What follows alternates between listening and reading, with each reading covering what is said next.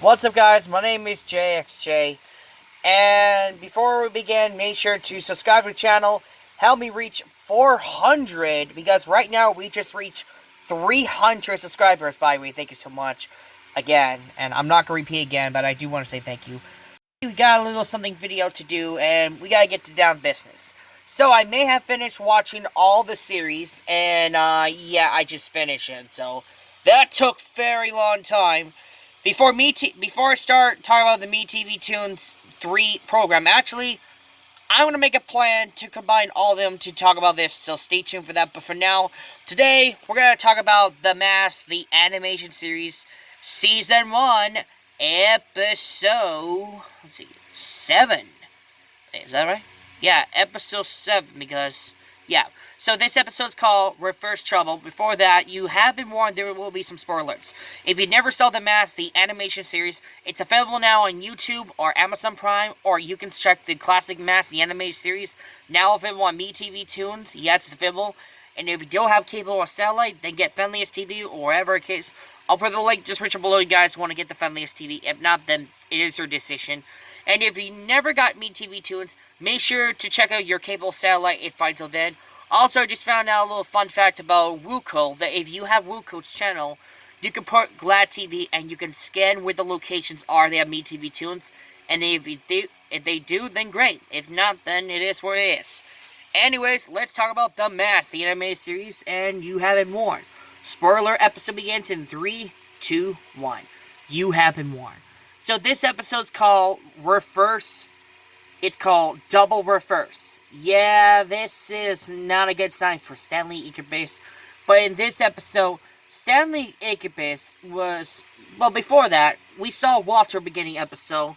And The Mask, once again, start versus okay. And become the pirate. Arr! And once again, he shipped out. And then Stanley Ichabod had a little discussion about his imaginary friend, which he's not, and he told him that basically that he needs to be the Mask if he wants to reverse. So reverse costume, whatever case, he explained that basically if he has to get used to the Mask, and basically he was surprised that happened here.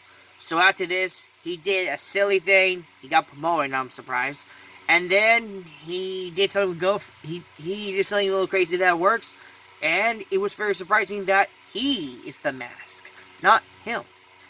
Basically, things were doing good for Stanley Ichabod until the bubble came around, and I actually know that familiar voice, because after I saw this familiar they actually did, and I thought, okay, they did something like Disney did.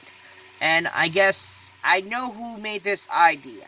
We'll talk about this at the end of the cast of The Mask, which I'm not going to discuss the cast once more, but I will talk about one cast I know that familiar, which he did perfect job as the villain. His name is a Balloon Explosion, and basically he got mutated, yes, but he transformed himself into an explosion balloon, which, yeah. After this, well, basically the battle begins, and then all of a sudden, The Mask lost his power, basically. And I don't know how, but he just found out that the reverse cost us. So he tried everything he could, he gave up, and then we figured out the answer. He wants to become old Stan Lee, not the new one. Basically, this was the new version Stan Lee, which he became the old version. I'm surprised myself. I guess Stan Lee had to hint. This was bad timing for him. After this, he finally found a way. His weakness is to, I guess he found a way.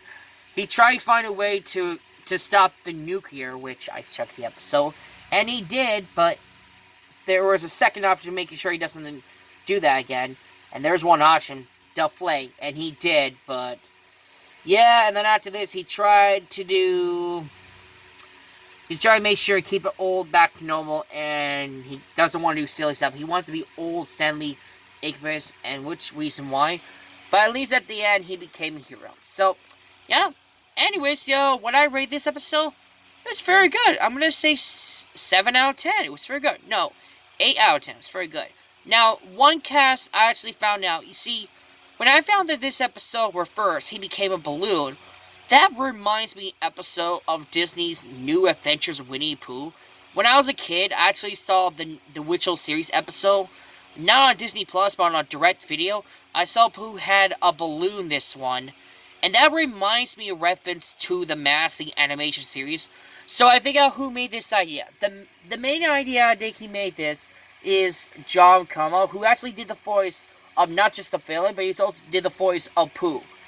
And I gotta say this, he did surprising good job playing as a villain, because that reminds me that he did. Okay, so basically, he got an idea to be, before that, he wants to do the same with Pooh's voice, but different, like he wants to do it. So, he did do Pooh's voice in the Mask, the anime series, but this time, he actually did do as a villain. I just found out, I just did not know this, that it's just the same voice. He just changed the name to the villain. So I'm actually impressed.